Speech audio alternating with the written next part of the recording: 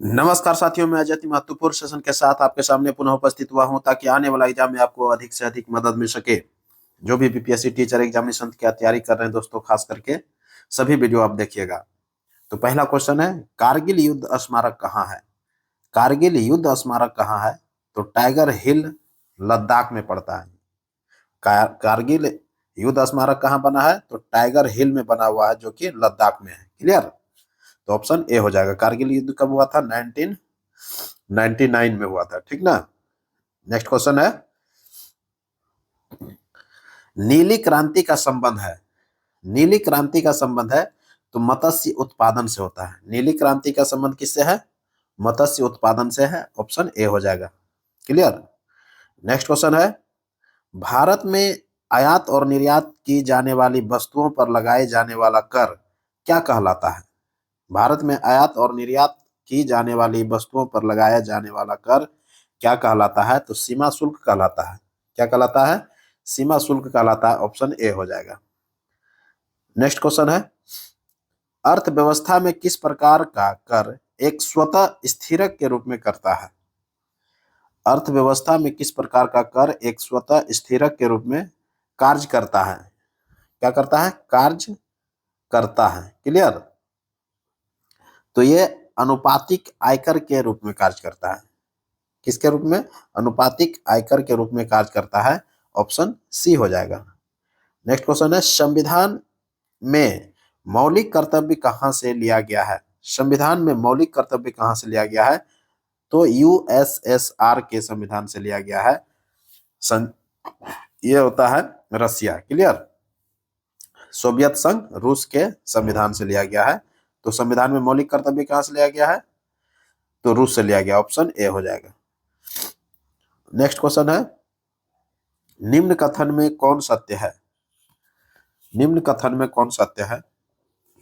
तो पहला ऑप्शन है, मौजूदा प्रचलित कीमतों पर जीडीपी के मूल्य को नॉमिनल जीडीपी कहते हैं। मौजूदा प्रचलित कीमतों पर जीडीपी के मूल्य को नॉमिनल जीडीपी कहते हैं। यह बिल्कुल सत्य है। दूसरा है, पर्यावरण प्रदूषण और प्राकृतिक संसाधनों के दोहन की दृष्टि से लागत को समायोजित करते हुए व्यक्त किया गया जीडीपी को ग्रीन जीडीपी कहा जाता है। बिल्कुल सत्य है, ग्रीन जीडीपी कहा जाता है। तीसरा है, देश में उत्पादित वस्तुओं पर लगाए गए कर को उत्पादन कर कहते हैं। बिल्कुल सत्य है। ये तीनों ऑप्शन सत्य है। तो क्या हो जाएगा? उपरोक्त में से एक से अधिक हो जाएगा। ऑप्शन डी हो जाएगा। क्लियर?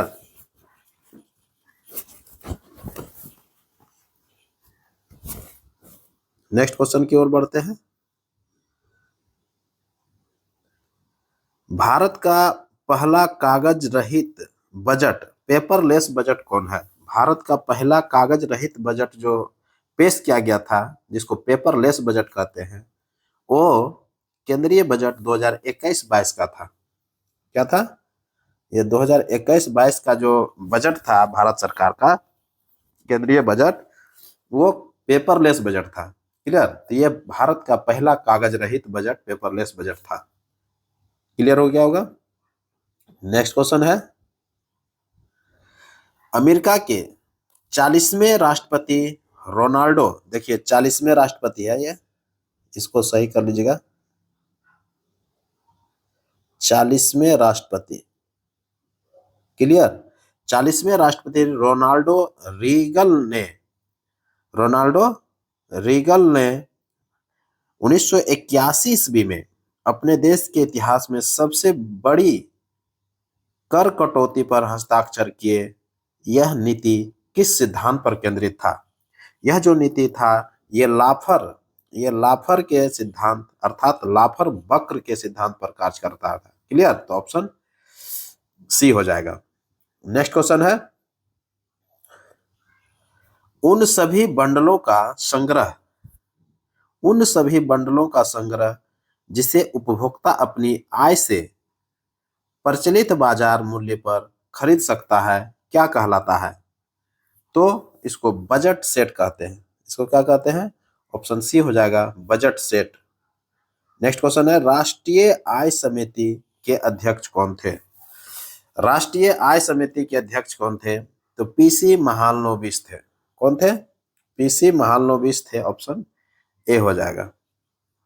नेक्स्ट क्वेश्चन है, भारत सरकार की कौन सी संस्था कारक लागत पर और बाजार मूल्य पर सकल घरेलू उत्पाद की रिपोर्ट करता है? सकल घरेलू उत्पाद की रिपोर्ट करता है, तो ये राष्ट्रीय सांख्यिकी कार्यालय। कौन करता है? राष्ट्रीय सांख्यिकी कार्यालय करता है, ऑप्शन सी हो जाएगा। नेक्स्ट क्वेश्चन है, केंद्रीय बजट 2020-21 में बैंक जमा के लिए जमा सीमा कवरेज बढ़कर कितना रुपया प्रति जमाकर्ता कर दिया गया है? तो कितना कर दिया गया है? 5 लाख कर दिया गया है। कितना? 5 लाख। तो ऑप्शन क्या हो जाएगा? ऑप्शन ए हो जाएगा, 5 लाख। क्लियर? नेक्स्ट क्वेश्चन है, बिहार विधानसभा में अनुसूचित जाति के लिए कितना सीटों का आरक्षण है? बिहार विधानसभा में अनुसूचित जाति के लिए कितना सीटों का आरक्षण है? तो 38 सीट का आरक्षण है। विधानसभा में अनुसूचित एससी के लिए जो है कितना सीट है? तो 38 सीट है। क्लियर रखिएगा। जबकि एसटी के लिए जो है वो कितना है? वो 2 सीट है। क्लियर? बिहार विधानसभा में अनुसूचित जाति के लिए कितना सीट है? तो 38 सीट है, जबकि एसटी के लिए कितना है? 2 सीट है। ये ध्यान में रखिएगा।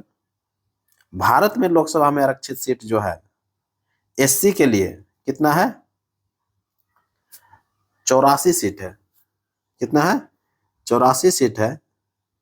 जबकि एसटी के लिए जो है 47 सीट है। और बिहार में लोकसभा में आरक्षित जो सीट है वो एससी के लिए 6 सीट है, एसटी के लिए एक भी सीट नहीं है। क्लियर रखिएगा।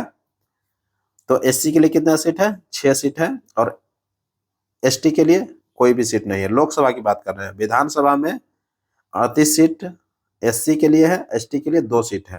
क्लियर? तो ये ध्यान में रखिएगा। जबकि भारत में लोकसभा में आरक्षित सीट अगर पूछ देगा तो उस समय जो है भारत में लोकसभा में एससी के लिए 84 सीट है और एसटी के लिए 47 सीट है। क्लियर? झारखंड जब अलग नहीं हुआ था तो उस समय जो है बिहार में जो विधानसभा का सीट था वो 325 सीट था। कितना था? 325 सीट था। जबकि बिहार जब अलग हो गया, वर्तमान में अगर बिहार में सीट विधानसभा का पूछेगा तो 243 सीट है। यह ध्यान में रखिएगा। नेक्स्ट क्वेश्चन है, बीरबल का संबंध अकबर से था, उसी प्रकार तेनालीराम का संबंध किससे है? तो तेनालीराम का संबंध जो है कृष्णदेव राय से है। कृष्णदेव राय से है, ऑप्शन ए हो जाएगा। नेक्स्ट क्वेश्चन है, अंतर्राष्ट्रीय आलू केंद्र का मुख्यालय है। अंतर्राष्ट्रीय आलू केंद्र का मुख्यालय कहाँ है? तो लीमा, पेरू में है, ऑप्शन ए हो जाएगा। नेक्स्ट क्वेश्चन है, राजभाषा का वर्णन संविधान के किस भाग में है? राजभाषा का वर्णन संविधान के भाग 17 में है, ऑप्शन बी हो जाएगा। नेक्स्ट क्वेश्चन है, महाराष्ट्र में 80% आरक्षण के साथ कितना? 80% आरक्षण के साथ आदिवासी छात्रों के लिए एक आदिवासी विश्वविद्यालय कहाँ स्थापित किया जा रहा है? आदिवासी विश्वविद्यालय जो है ये नासिक में, महाराष्ट्र के नासिक में स्थापित किया जा रहा है। क्लियर? जो कि 80% आरक्षण के साथ होगा। तो क्लियर हो गया होगा। नेक्स्ट क्वेश्चन है, सोशल मीडिया प्लेटफॉर्म पर 100 करोड़ फॉलोवर्स पूरे करने वाले पहले खिलाड़ी कौन बन गए हैं? बहुत इंपॉर्टेंट क्वेश्चन। तो ये क्रिस्टियानो रोनाल्डो बन गए हैं। कौन बने हैं? क्रिस्टियानो रोनाल्डो बन गए हैं। तो ऑप्शन क्या हो जाएगा? ए हो जाएगा। नेक्स्ट क्वेश्चन है, अंतर्राष्ट्रीय एमी अवार्ड की मेजबानी करने वाले पहले भारतीय कौन बन गए हैं? अंतर्राष्ट्रीय एमी अवार्ड की मेजबानी करने वाले पहले भारतीय जो बन गए हैं वो वीर दास बने हैं। कौन बने हैं? वीर दास बन गए हैं, ऑप्शन ए हो जाएगा। नेक्स्ट क्वेश्चन है, किसके शासनकाल को हिंदी साहित्य का स्वर्ण काल कहा गया है? किसके शासनकाल को हिंदी साहित्य का स्वर्ण काल कहा गया है, तो अकबर के शासनकाल को कहा गया है दोस्तों। ऑप्शन ए हो जाएगा, अकबर के शासनकाल को हिंदी साहित्य का स्वर्ण काल कहा गया है। जबकि स्थापत्य साहित्य, आप स्थापत्य कला के क्षेत्र में स्वर्ण काल कहा जाएगा तो वो शाहजहां हो जाएगा। स्थापत्य कला के क्षेत्र में स्वर्ण काल कहलाएगा तो वो कौन कहलाएगा? स्थापत्य कला का स्वर्ण युग किसको कहेंगे? तो शाहजहां को कहेंगे। चित्रकला का स्वर्ण युग किसको कहेंगे? तो जहांगीर को कहेंगे। क्लियर? तो ये तीनों बात क्लियर हो गया। हिंदी साहित्य का स्वर्ण काल अकबर को कहा जाता है, स्थापत्य कला का स्वर्ण काल शाहजहां को कहा जाता है, और चित्रकला का स्वर्ण काल जहांगीर को कहा जाता है। क्लियर? अकबर का शासनकाल क्या था? 1556 ईस्वी से 1605 ईस्वी तक शासन किया था। जबकि शाहजहां का कार्यकाल जो था वो 1627 से 1657 था। जबकि जहांगीर का कार्यकाल था 1605 से लेकर के 1600 कितना तक? 27 तक था। क्लियर? तो अकबर 1556 से 1605 ईस्वी तक। उसके बाद अकबर का पुत्र आया जहांगीर। जहांगीर का शासनकाल जो चला वो 1605 से लेकर के 1627 ईस्वी तक। जहांगीर का पुत्र शाहजहां हुआ जो कि 1627 से 1657 तक चलता है। इसके बाद औरंगजेब का शासनकाल का चलता है। क्लियर? जो कि 1707 ईस्वी में औरंगजेब की मृत्यु हो जाता है। अकबर नकारा अर्थात नगाड़ा वाद्य यंत्र बजाता था। नगाड़ा वाद्य यंत्र बजाने में ये निपुण थे। क्लियर? गुजरात विजय जब प्राप्त किया था, गुजरात को विजित किया था, तो उसके उपलक्ष्य में अकबर ने बुलंद दरवाजा का निर्माण करवाया था। कहाँ? आगरा में। अकबर ने बीरबल को कवि प्रिय एवं नरहरि को महापात्र की उपाधि भी प्रदान किया था। अकबर का मकबरा कहाँ है? तो आगरा में ही है, जिसका नाम सिकंदरा है। अकबर का मकबरा कहाँ है? सिकंदरा में पड़ता है, जो कि आगरा में ही है। क्लियर? चार बाग बनाने की परंपरा की जो शुरुआत हुआ था वो अकबर के शासनकाल में ही हुआ था। क्लियर? चार बाग बनाने की परंपरा का शुरुआत किसके शासनकाल में हुआ था? अकबर के शासनकाल में हुआ था। क्लियर हो गया होगा? जहांगीर को चित्रकला का स्वर्ण युग कहा जाता है, क्योंकि इनके शासनकाल में चित्रकला जो है एक चरम उत्कर्ष पर जा पहुंचा था। और जहांगीर के बचपन का नाम क्या था? तो सलीम था। कभी कभी क्वेश्चन भी पूछ लेता है कि जहांगीर के बचपन का नाम क्या था? सलीम था। जहांगीर के शासनकाल 1622 ईस्वी में कंधार जो है मुगलों के हाथ से निकल गया था। जब जहांगीर का शासनकाल चल रहा था तो उस समय जो मुगल का शासनकाल था तो मुगलों के हाथ से कंधार निकल गया था। और कंधार निकल के किसके हाथ में चला गया था? शाह अब्बास के अधिकार में चला गया था। जहांगीर का मकबरा कहाँ है? शहादरा में है, जो कि लाहौर में पड़ता है, रावी नदी के तट पर पड़ता है। यह शहादरा कहाँ है? ये लाहौर में पड़ता है, रावी नदी के तट पर। जहांगीर ने आगा रजा के नेतृत्व में आगरा में एक चित्रणशाला की स्थापना किया था। क्लियर? जबकि शाहजहां के बचपन का नाम क्या था? खुर्रम था। अहमदनगर के वजीर मलिक अंबर के विरुद्ध सफलता से खुश होकर के जहांगीर ने खुर्रम को शाहजहां की उपाधि प्रदान किया था। क्वेश्चन भी पूछता है कि शाहजहां कैसे नाम पड़ा था? तो ये उनके पिताजी का ही देन था। जहांगीर जो है क्या किया था? खुश होकर के खुर्रम को शाहजहां की उपाधि प्रदान किया था। क्लियर हो गया होगा? नेक्स्ट क्वेश्चन की ओर बढ़ जाते हैं और ये अंतिम क्वेश्चन होगा। कह रहा है कि किसने किसने जाति व्यवस्था के अन्याय की निंदा की और सत्यशोधक समाज की स्थापना किया था? तो ज्योतिराव गोविंदराव फूले ने किया था। ज्योतिराव गोविंदराव फूले ने किया था, अर्थात ऑप्शन ए हो जाएगा। सत्यशोधक समाज की स्थापना कब हुआ था? 24 सितंबर 1873 ईस्वी को पुणे में हुआ था। कहाँ हुआ था? पुणे में हुआ था 24 सितंबर 1873 ईस्वी को। क्लियर हो गया होगा? सत्यशोधक समाज की स्थापना, सत्य की खोज करने वालों का समाज।